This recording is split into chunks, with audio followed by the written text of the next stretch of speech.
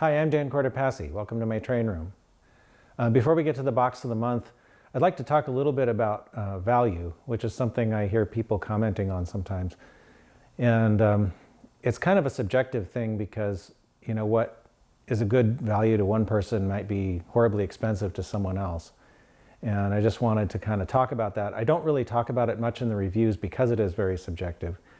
Anyway, I can remember, back when I was first getting into HO scale, you could walk into a hobby shop and buy an old, roundhouse yellow box kit or an Athearn blue box kit for a box car for maybe $5 to $10. And, it had a body and a floor, a couple of couplers, some trucks, some wheels, and a weight, and you could put that together in maybe 10 minutes. It had a couple of screws and that was it, then you have a car you can run in your layout. And if you were advanced, you'd probably get rid of those horrible horn hook couplers and, put on some Cadies. But that could be about it, Now granted, those cars had, molded on everything. They didn't have any uncoupling levers or air hoses or any of that nice detail stuff that we like nowadays. But it was a functional car, and you can still get those. I mean, if you go to a swap meet or something, you can still get cars like that for probably around the same price. And a lot of people like that, and there's nothing wrong with that. I've heard people joke about some people who are really into operation that it wouldn't matter if they were using cars made of wood blocks, on a plywood layout, as long as they can operate the train. So I don't know if everybody's really, that much into that, but anyway, the point is it's a hobby and there's no right or wrong way to do it. And I have this car here is an old, I think this is a roundhouse car, might be an Athearn, but I think it's a roundhouse. Anyway, before they were the same company. And this was one that I've kind of worked on. I did some things like I got rid of the stirrups on the corners and put some aftermarket ones. I added a crossover platform, air hoses, and uncoupling levers, and a better brake wheel on the brake end. And I weathered it, put some better wheels on it, metal wheels instead of the plastic ones that it came with back then, and some Cady scale couplers. And it looks pretty good. I mean, it's still got molded on, grab irons on the corners, and there's not much you can do about that unless you really want to, completely repaint it and tear it down, which I didn't want to do. Anyway, it's a fairly nice looking car, but it took quite a bit of time to do that. And so, to me, I like all that stuff. I like all the details and the little parts and all that. And, it takes time. I can remember even, 20 years ago or more when you started to see kits from like Intermountain or, some others that had a lot of little detail parts, Proto 2000. I built some cars like that, and those take a lot of time to build, and they turn out to be really nice models. But if you want to take the time to make sure all the little parts are in the right places and nothing's broken and everything lines up right, it can take hours and hours to build one of those. So when I go into a hobby shop and I see a detailed car that's got all these different parts on it already, and all these little separately applied everything, and it's all to scale, and it looks like a shrunken real train, and it's $40. To me, that seems like it's not such a bad deal, because if I was going to reproduce that or take a car like this and try to make it that nice, it would take me a lot of time. So I look at that as a time savings. And, I already have boxes full of projects back here that I hope I will live long enough to finish, So, to me, the time savings makes it worth paying that little bit of extra money. But everybody's got a different level of budget, a different level of comfort and spending.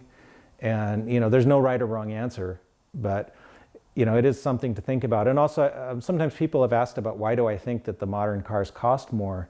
Part of it is that they do have a lot more parts, and part of it is, I'm pretty sure that they're assembled by people, not robots. So whoever's manufacturing them, even if most of it's in China that, nowadays, but even with that, they're still having to pay somebody to sit there and put all those little parts together. So there's a lot of labor in it, putting all those little uncoupling levers and grab irons and everything on the car. So that's part of what you're paying for when you buy it. There's also research. If you want the car to be prototypically accurate, somebody had to go out and sit there and either take photos of real cars or scour the internet for pictures or something and take measurements and do all these kinds of crazy things to make sure that the thing's actually right. So, there's a lot of stuff that goes into a model. But anyway, just wanted to talk a little bit about that and, share my thoughts on what value means to me. So anyway, I think that's enough on that. And now we can get to the box of the month.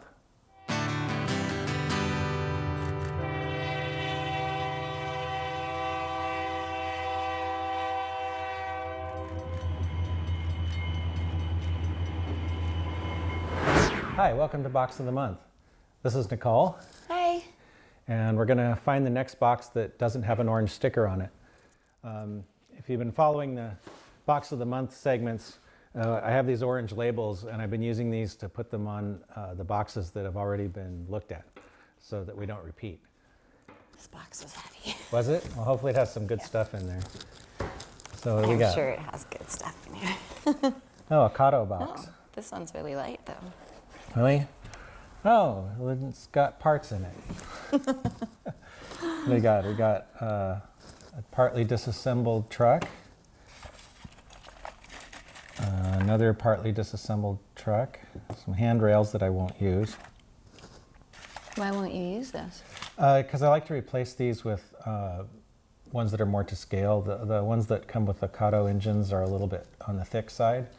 Oh, so those are the ones that came with it that you ripped off? Yeah, if you put these like up to full size, the handrail would be this big around or something. It wouldn't look right. So anyway, 7349. That's what this is. This is one that I'm building into a model of Southern Pacific SD40R 7349, which is why it has this little bag in here with the number on it.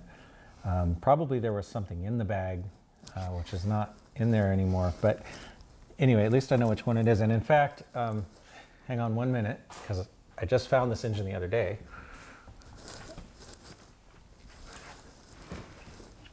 Here it is.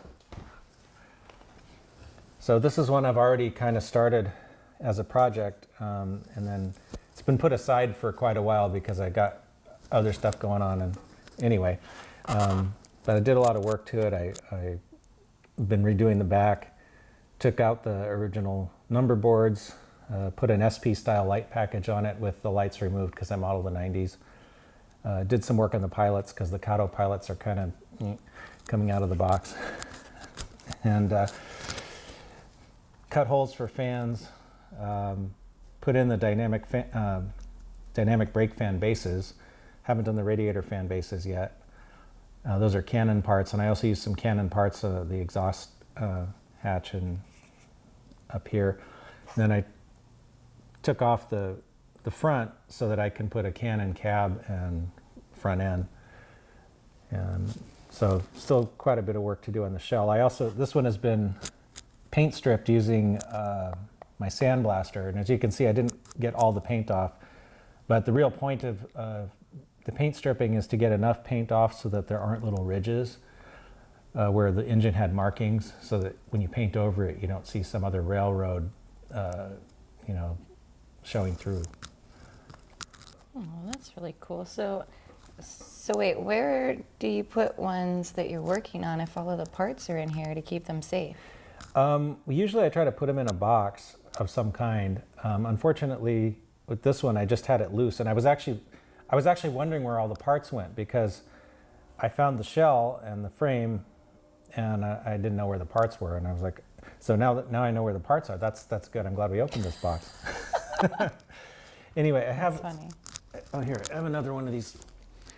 This is a little box from Grand Central Gems. I like these because they're locomotive boxes, and they store locomotives. And this one actually has an empty spot. What it is it's got, whoops. Oh. Be careful. Pick up the whole It's got these little holes and foam padded around it, and then it has these little cradles, these are just kind of like plastic bags or something. But what I do is I like to put the engine in there like that, and it makes a little kind of a sling, and then it'll slip in there, And the plastic bag keeps any of the, there isn't much on here to snag anything, but sometimes the foam can snag little parts. So this plastic keeps it from snagging on the foam. And then you can put the top on it. And I like these because it keeps the models upright, which is really nice, especially for locomotives, because if there's any, like, I don't over oil my engines, but if there was any leakage or anything, it would go down rather than onto the side of the model. Because some boxes, they store them on the side. Right. So you have a bunch of boxes that are this size somewhere too? Yes, I do. But we'll look at these another time. This is all the good stuff is in here. All the good stuff is in here, huh? I'll just All put the this one to the All the side. finished ones. Little teaser there. Goodness. Anyway, so we can put Many the parts. boxes. Yeah, mini boxes. Put the parts back in here. All right. And the silica gel. Go back. Keep it dry. Go back in there. Okay. Yeah, I don't know why. It doesn't really have to have the silica gel, but whatever. I'll just All leave right. it. Keeping with the same, kind of the same theme. Another Kato box. Stick with Kato. Kato? Kato, I think Kato. is the official pronunciation. Yeah. Ooh, So this is pretty. a Southern Pacific SD45, and this is completely untouched. This is exactly as it came from the factory. I think I bought these back when these were new. Remember buying, I think they put them out in two different numbers, 7500 and one other, and I bought both of them. Probably will end up repainting this one anyway because there's so many detail changes that I'd want to make to it. Most likely will still end up being a Southern Pacific engine in the same color scheme, but just with better detail. Anyway, but yeah, these are great. I mean, by today's standards, they don't have as much detail as some of the other ones, but boy, do they run nice. So that's why I like them so much. Good to know. Yeah. Let's put that back in there. Switching gears. We have Oh, an Athearn. Athearn blue box. Is that what's really in here? Yes, it is. This is parts and parts. Okay, this is a C44-9W, decorated for Southern Pacific. This is another one looks like I started working on. I got it kind of taken apart. And yeah, I did some work on the chassis. It's got some stuff stuck magnetically to the motor.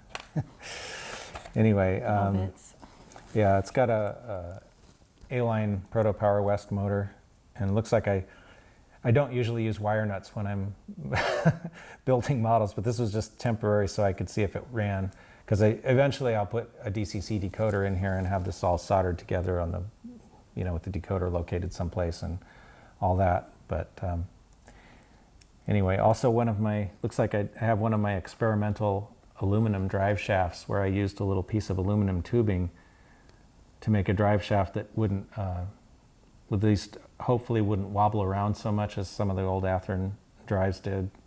Made vibration and a lot of noise. So you built this part right here yourself? yeah, these universals are either Athearn or A-line parts. A-line just makes basically clones of Athearn parts, so you can get parts and rebuild them. But then I use this piece of aluminum tube instead of the little spline shaft that they normally have, like on this side, which is just a little piece of black plastic.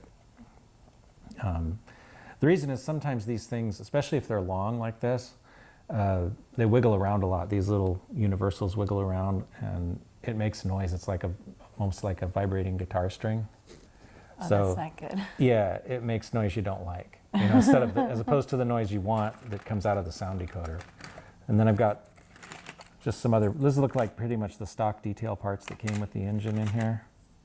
The truck side frames and some other detail parts. Anyway, this is one that hopefully, when I get around to finishing it, will be a better detailed version of this SP engine. Certainly do like the colors. Yeah. All right. And here is another Athearn. And what is this?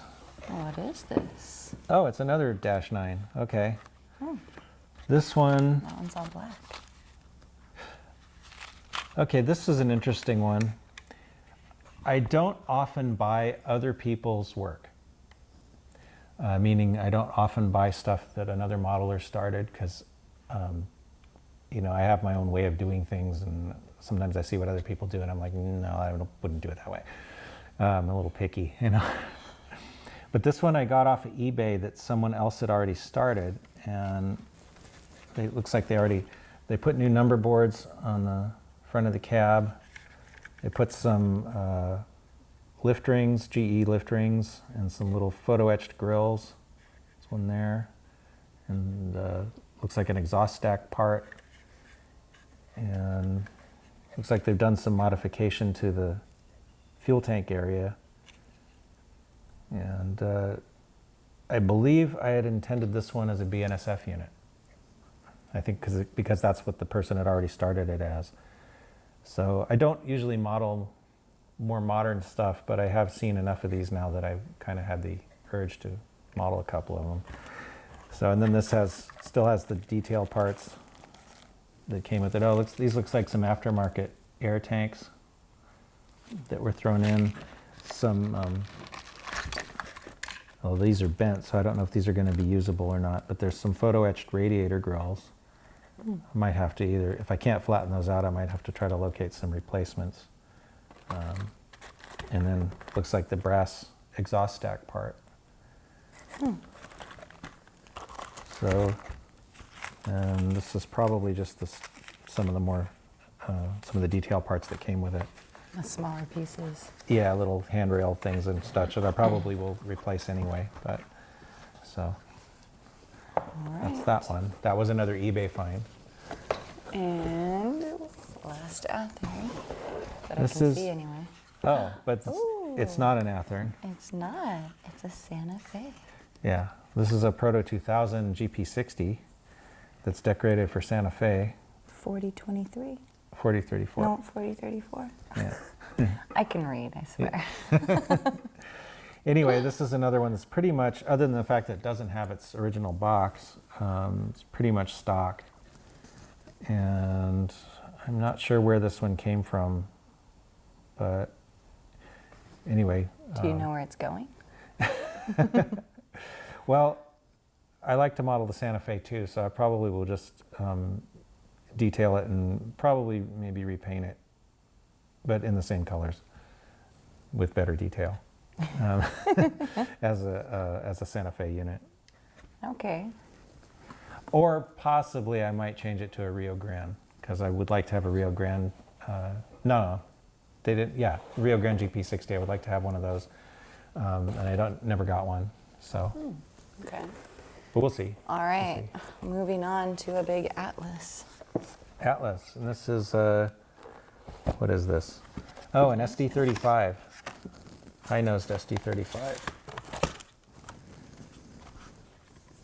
So this one is undecorated, and I think it looks like some of the parts are off, but I think these undecorated ones don't come fully assembled. So it's got some of the little detail parts left for you to install after you paint it, or while you're painting it.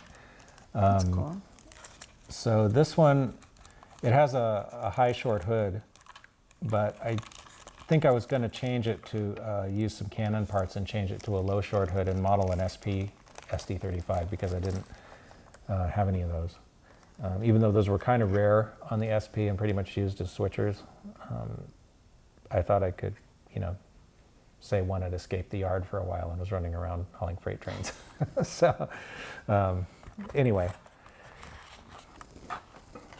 That one Atlas. is Atlas. Yeah, Atlas is another one that I like because they run really nice. All right.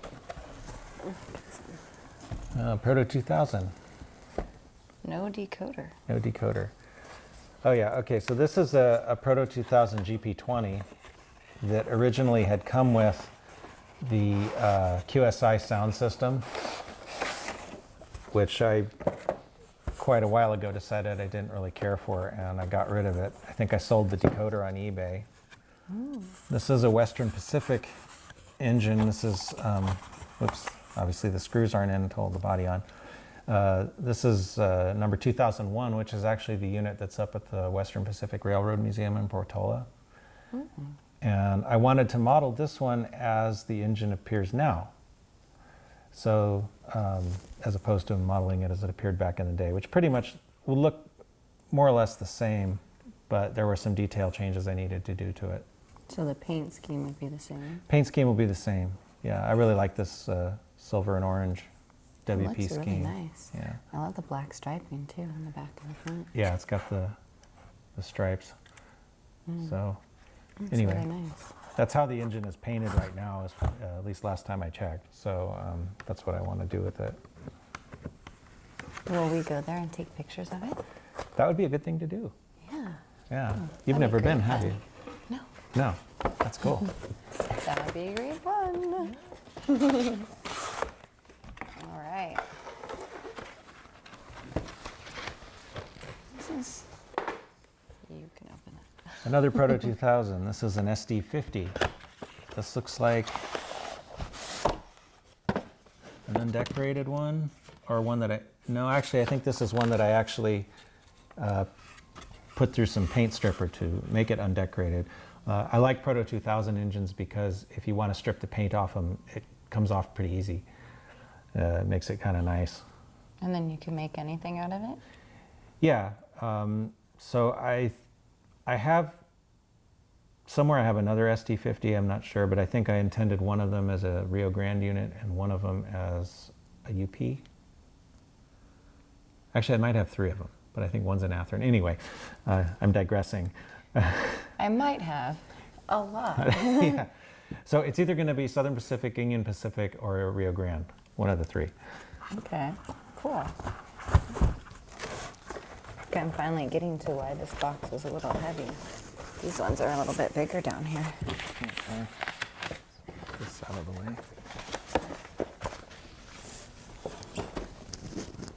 There's a lot to some of these boxes. Okay. Oh, this is all right.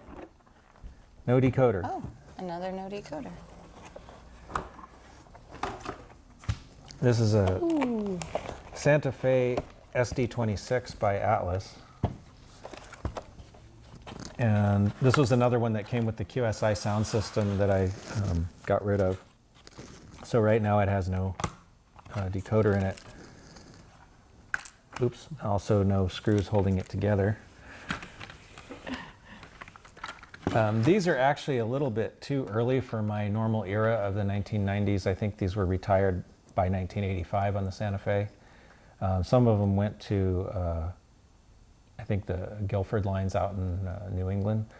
But anyway, again, I thought I could use some modeler's license and keep a few of these running because I just think they're so goofy looking that they're cool with all these little things on the roof and stuff.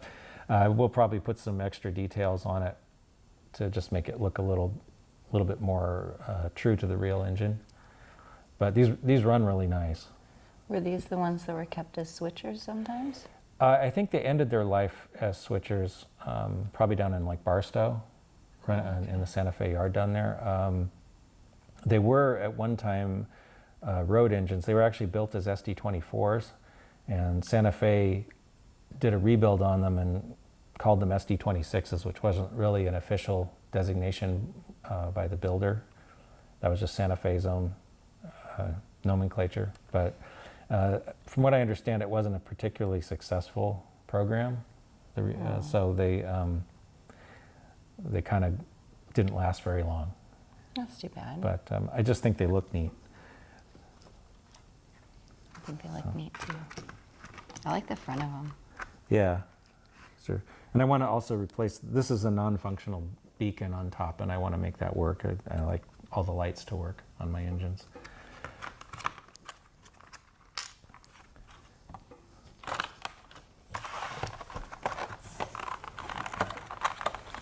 So are we done, or is there more? No, we've got one last one. One more, huh? Okay. One more. Let's I see told you this box is heavy. It had a lot in it. No wonder it was heavy. Do you just want to put that to the side for now? Yeah. Oh my gosh, this is why it was heavy. Okay, what's this? I don't know. but Athearn. it's Oh, really heavy. okay. This is an Athearn Genesis. And this And it is has one train in it. Why is this so heavy? one train and a piece of wood. Oh, This is one of the Santa Fe FP45s that was rebuilt and repainted into the red and silver war bonnet. And this is pretty much stock. These are really nicely detailed right out of the box. I have two of these. I don't know where the other one is, but we'll find it. yeah, this is number 95. Santa Fe renumbered these things a bunch of times, but in the 90s they were in the 90 series. So that's what I want to use, since that's kind of appropriate for my era. But these are just really cool looking. They were originally built as passenger engines and then used for freight in their later careers. This was also, I don't think Athearn's doing this anymore, but this is they ship these things in this box with this piece of wood that actually screws in to the bottom of the fuel tank. Oh, so you could put it on a shelf if you wanted to. Well, it was mostly to keep the model in the box. I think you have to take the fuel tank off, and then there's screws in the frame, and there's two screws here, so it holds it steady inside the box so that the engine doesn't flop around while it's being shipped. For shipping, okay. The only trouble with it is that the box doesn't really have a whole lot of padding, so it makes it a little bit not such a great box for storage. Because that's why I think I added some bubble wrap, or maybe that was in it already. But anyway, you got to be careful storing these things in these boxes because they can get damaged. In fact, it looks like the rear handrail's coming off. That's an easy fix, though. I'll just pop it back in. But Okay. yeah, these are really cool engines. And We need another one of those other boxes that you yeah, mentioned. these would probably do better in one of those Grand Central boxes. So I'll probably have to get some more of those. This box? Yeah, like those. And put it in there because it would be better to keep it in there. I don't think this one has. Maybe I did. You know what? Maybe I did do this one. Yeah, it looks like I redid the lights. So this one actually might have a decoder in it. I usually, up until recently, Athearn was using bulbs, and I don't really like bulbs. I prefer LEDs with fiber optics because I think it looks nicer. Okay. So looks like I might have redone the lights on this one. And if that's true, it probably means it already has a sound decoder installed also. But since I don't have a track to test on right now, I can't say for sure. But anyway, these are nice models. I have to try to put it back in here without breaking anything. That's why I like the hammock plastic that's inside of these. Yeah, I really like that too because it protects them really well. So. It does. I like these boxes a lot. So anyway, I guess that will do it for this time. That's it. That's it. So thanks for watching the Box of the Month, and thanks for watching. Thanks for joining us. Yeah, we'll see you next time.